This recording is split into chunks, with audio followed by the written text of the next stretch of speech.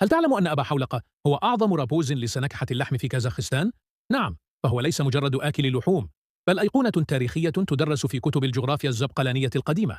ويقال إن أبا حولقة حين يجلس للأكل تهتز السهوب الكازاخية كأن زلزالا ضربها، وتفر الإبل والحمير من قوة الشفط.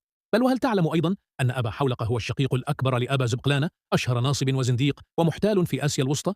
فالعائلة الزبقلانية لا تنجب إلا أساطير. واحد محتال يسرق الجيوب بضحكته، والثاني يسرق رؤوس الأبقار بشهيته. ويقال إن أبا حولقة يعادل في شهيته 50 ذئبا و10 دبابات من الجيش، فهو يأكل 99 كيلوغراما من اللحم والشحم يوميا، كأن الأمر مجرد وجبة خفيفة بين الإفطار والغداء.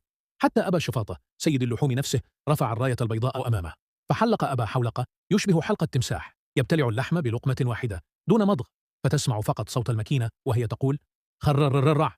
ويروى في الحكم الزبقلانية القديمة: إذا دخل أبا حولقة المطعم خرجت الماعز باكيا،